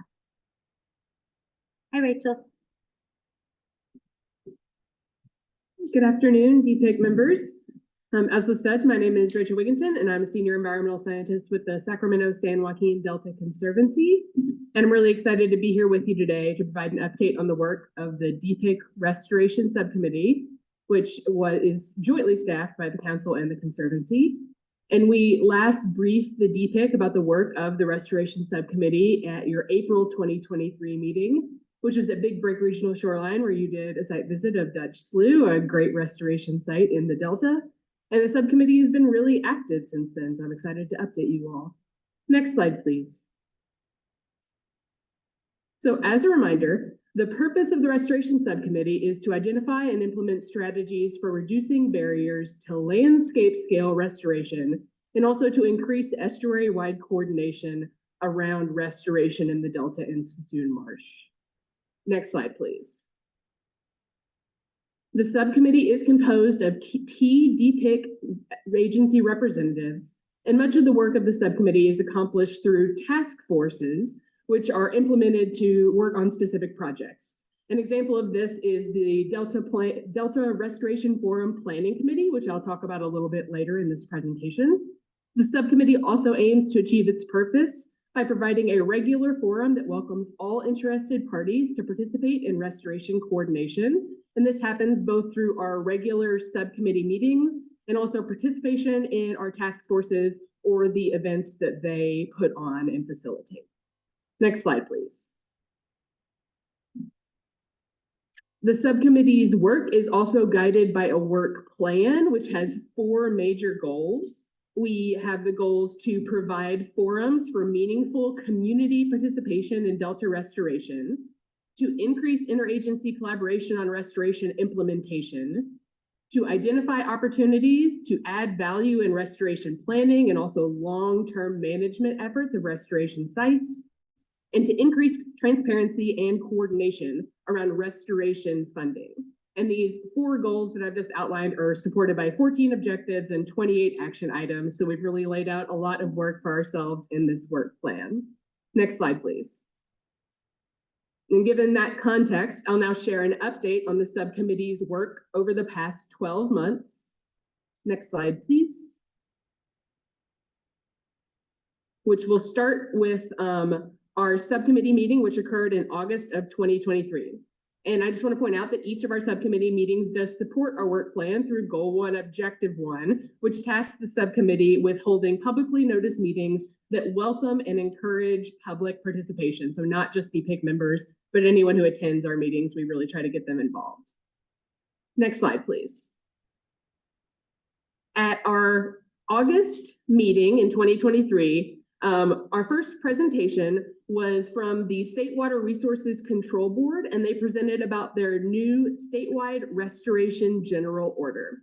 The Restoration General Order is another tool to cut the green tape on the implementation of restoration projects, specifically by providing Clean Water Act Section 401 water quality certification and waste discharge requirements for eligible project types. And there's also some CEQA tools that are involved in this. And this presentation supported the subcommittee's work plan Goal 2, Objective 1 and 3 by bringing in information about regulatory solutions for restoration projects and presenting those to the subcommittee members. Next, the Department of Water Resources gave an update on several of their restoration projects, which are being implemented and planned through the Multi-Benefit Habitat Restoration Program. And this included an update on a lot of projects, including Lookout Slough, Upper and Lower Elkhorn, Little Egbert Track, and Dutch Slough. And this presentation spoke to Goal 3, Objective 2 of our work plan, because DWR talked about implementation, but also long-term management of these implemented sites. And last, in keeping with Goal 4, Objective 1, the subcommittee received a report on interagency efforts to develop a list of Delta restoration funding needs. And this was really aimed to inform ongoing discussions around bonds by assessing restoration funding needs in the Delta and Suisun Marsh for about the next 10 years. And the outcome of this was a report of a total needed $2.4 billion to fully fund all planned restoration projects. And obviously this was just an effort to bring together all of the known projects and like how much it would take to get those going to start those conversations about needed restoration funding in the Delta. Next slide, please. Coming off of this first restoration subcommittee meeting, I next want to give you a little bit of an update about our second Delta Restoration Forum. We held our first restoration forum in February of 2023. And so this second forum had goals that were really specific to sharing information about a wide variety of Delta and Suisun restoration projects and programs. And we wanted to encourage networking among sectors implemented and interested in restoration. So trying to de-silo some of these groups working on restoration. Next slide, please. These goals came out of our effort to build on that first Delta Restoration Forum, which I mentioned, which took place at the Delta Conservancy's office in West Sacramento in February. And we actually gave a report out about that February Restoration Forum at the DPIIC gathering in April of 2023. But based on feedback after that February forum, our planning team came together and we really learned that attendees wanted to have a forum that had a stronger focus on different restoration projects and programs with less time dedicated to formal front of the room presentations. At the first forum, we had dedicated a significant amount of time to overviewing the forum's purpose, the amendments to Chapter 4 of the Delta Plan, and also our progress toward meeting those Delta Plan restoration targets. But attendees at the Restoration Forum indicated they wanted a more informal setting and also a more central Delta location for the next forum. So in response to this feedback in November, we hosted the forum at the historic Ride Hotel in Walnut Grove, which is in the heart of the Delta. And the planning team also organized an event as an open house with no formal presentations. So instead, the planning team invited proponents of different restoration projects and programs to bring materials and meet with forum attendees informally as more of a networking and community building opportunity. Next slide, please. And we feel like the second forum was a big success with a lot of engagement. We had 67 folks attending from numerous different sectors that are involved with or interested in restoration in the Delta and Sassoon Marsh. The largest number of attendees were from state agencies, with 20 attendees from state agencies, but we also had 15 folks from nonprofit organizations, several attendees from federal agencies, consulting groups, small businesses, local JPAs, and also the Delta community. And additionally, we had individual attendees who represented groups like growers, academia, local government, tribal organizations, state legislature, and advocacy organizations. Next slide, please. And this diverse group of folks came together to learn about over 20 projects and programs that were presented about at the November forum. The planning team tried to reach out to potential presenters with projects that went across a gradient from planned to implemented projects. So folks were able to learn about and interface with projects that were at lots of stages of development. And we also sought out presentation from programs that were more broadly focused on things like habitat augmentation. For example, the Nature Conservancy's Bird Returns program was represented. And we also sought presentations from environmental education groups like the Center for Land-Based Learning's Student Landowner Education and Watershed Stewardship program. Next slide, please. So after the forum, we sent out a follow-up survey, which was filled out by a number of attendees. And you can see some of the feedback quoted on this slide. But in general, the value of the event as a networking opportunity was recognized by most of the survey participants. And folks were also really appreciative of that centralized Delta meeting location that also had food and drinks available for purchase. They felt like it was perhaps a more accessible environment. And then everyone was really excited about the opportunity to really quickly catch up and learn about a variety of projects that were happening across the Delta and Sassoon Marsh. Next slide, please. All right, last, I'd like to share with you some information about our most recent subcommittee meeting, which took place last month. Next slide. Our most recent subcommittee meeting was focused largely on tidal wetland restoration. First, staff from the Council, DWR, and the State Parks Division of Boating and Waterways presented on one of the biggest challenges for long-term management of restored tidal wetland sites, which is pervasive invasive aquatic vegetation. Invasive aquatic vegetation is a particular challenge to manage tidal wetland restoration sites because of the unique regulatory landscape of applying herbicides in tidal areas and the effectiveness of the use of those tools in tidal areas. However, the management of invasive vegetation is really critical in these restored sites to allow them to function and support the endangered species that we hope that they will provide habitat for. Next slide, please. Next, DWR staff presented a recap of the Delta Sassoon Tidal Wetland Restoration Symposium that happened in November of 2023. And we wanted to present this to the Restoration Subcommittee because synthesizing the science or emerging around tidal wetland restoration is really important as we continue to implement tidal wetland restorations across the landscape. We want to make sure we're learning from the sites that have already been put in and the monitoring that we've been discussing that's going on at those sites. And last, staff also updated the subcommittee on the outcomes of the second Delta Restoration Forum, which I've just discussed with you all. Next slide, please.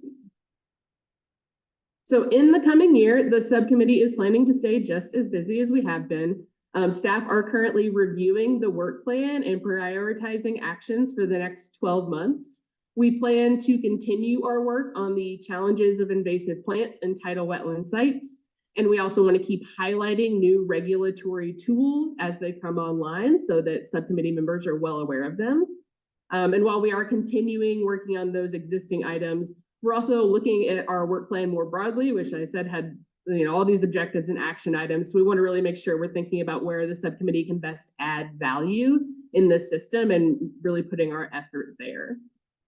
The subcommittee is also working to develop outreach to new audiences. I discussed who was coming to the Restoration Forum, and some of the groups that we really feel like we can continue to engage with are tribal groups, community members, and growers. We feel like those are some of the folks that we could really continue to specifically reach out to. And we're thinking about different ways to do that, maybe through focus groups or perhaps going to community events that are already existing and bringing our information there.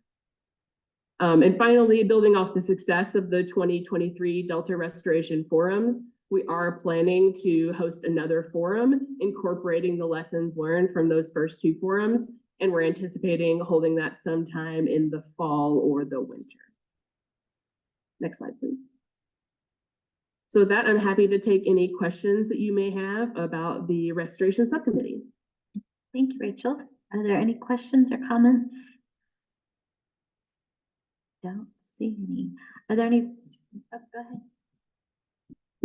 I want to thank Rachel and the Stewardship Council staff, as well as the forum planning group that have been putting this together. I think to have a successful restoration program through time, we've got to be engaging with the community so they understand what's happening, but we also have to be coordinating amongst ourselves. There's 10 or 15 different entities doing restoration in the Delta.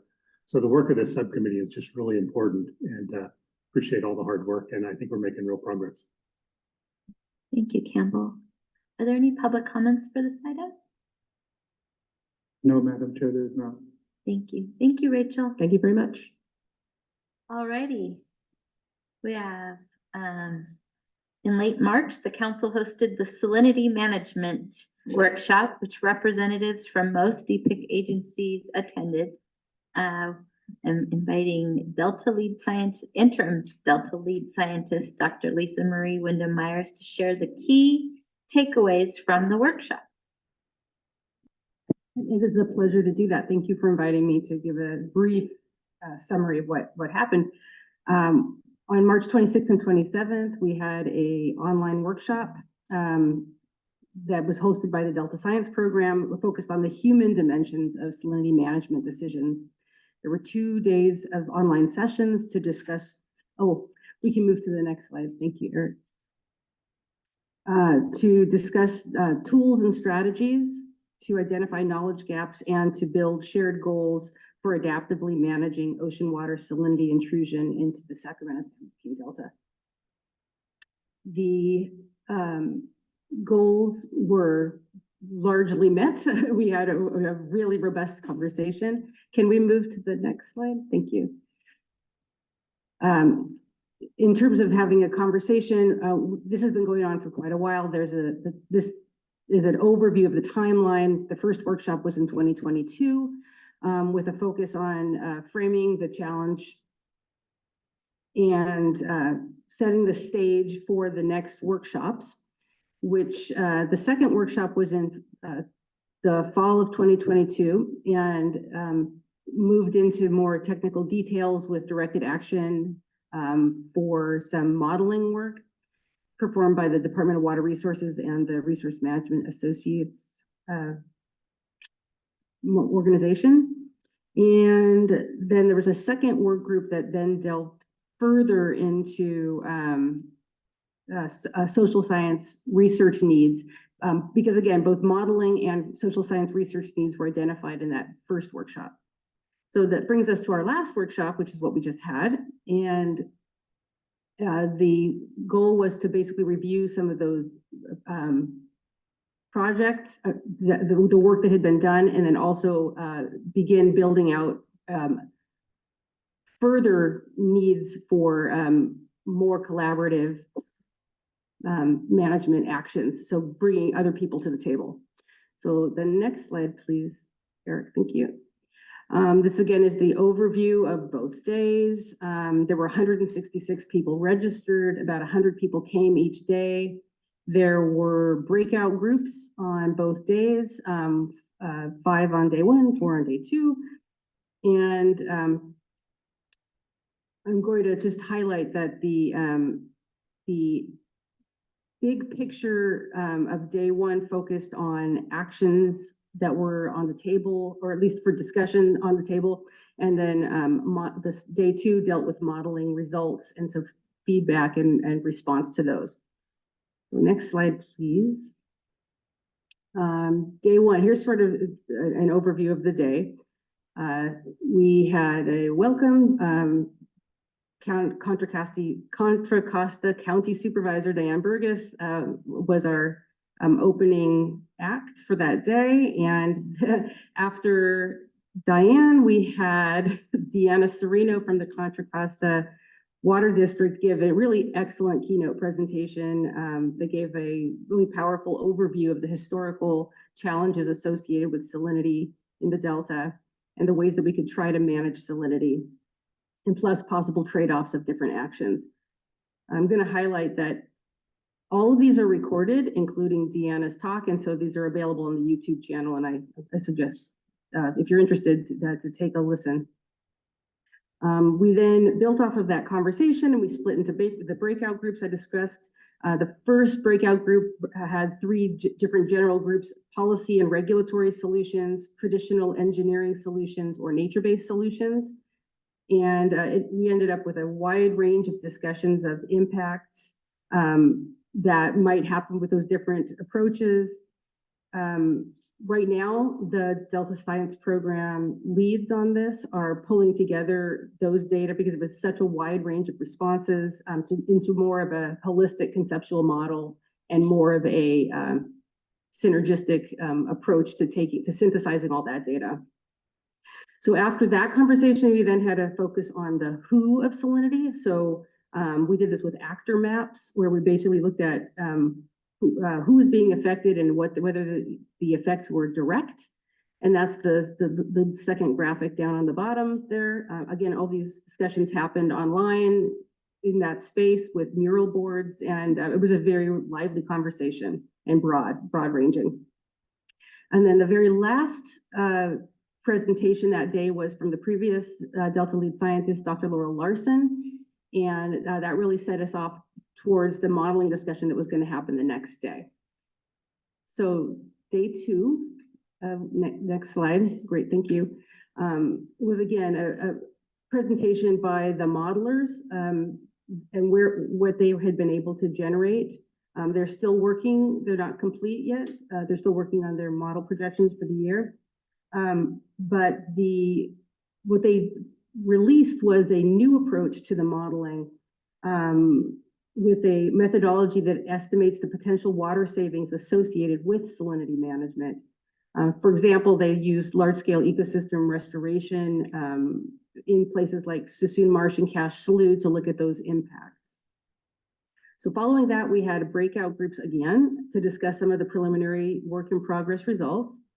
And one of the main topics of those conversations was actually to identify what hydrodynamic metrics that the people that were listening in, what they thought were most important, and they were most interested, and why, so that the modeling team can then, in their final results provide the information that was being asked for by other people in these conversations.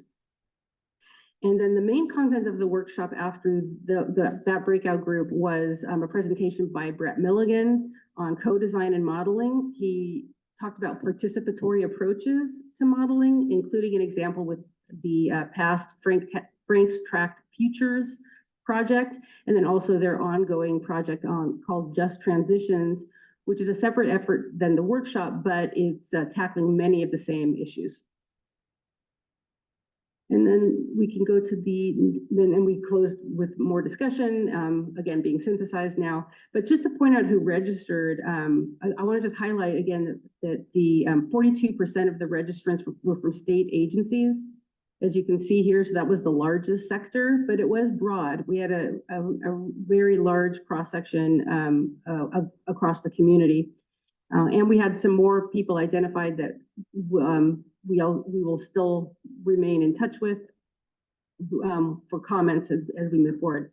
The subjects that the registrants, all of them, were most interested in were water supply and quality, modeling, and ecological outcomes. Those were the three that were the most resonant.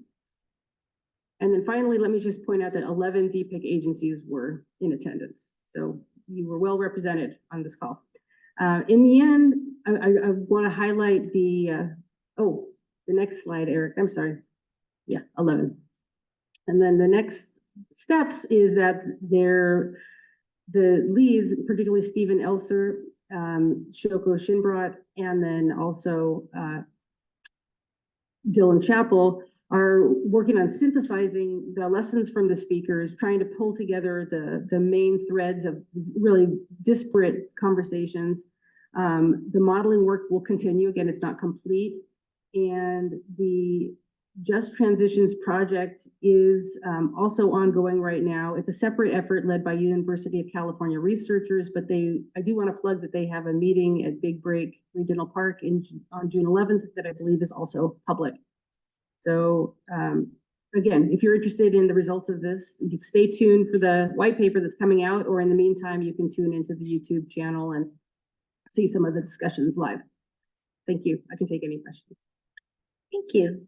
Any questions or comments? I wanted to just say how inspirational this is. As someone who leads workshops, a lot of virtual workshops, to engage such a large audience over a 2-day period, it's impressive. And I feel like, the world is really shifting since COVID. We're moving more towards these virtual forums, and like the types of breakouts that you're showing graphics of on day one, that you're doing breakout sessions and you're getting people engaged in these different breakout groups.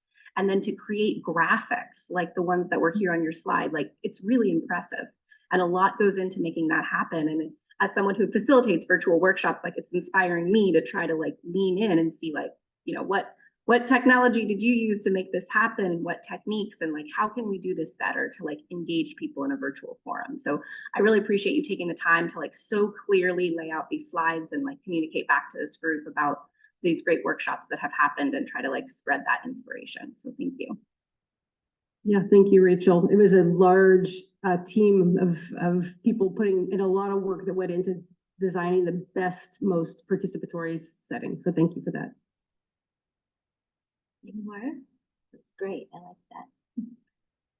Are there any public comments on this item? There is no public comment, Madam Chair. Okay. Thank you so much. Before we go to the last thing, which would be public comments for items that are not on today's agenda, I want to thank you all for your participation, and thank you for the engagement and for the endorsement in concept of the draft CHABS monitoring strategy. The autumn DPIIC meeting is scheduled for October 28th. Location to be determined, so stay tuned. I did also want to recognize Mike Chutkowski from the Bay Delta Science Coordinator for USGS. I understand, June, you're leaving, and you've been a very involved part of this group, and we wanted to acknowledge you and thank you for all your work.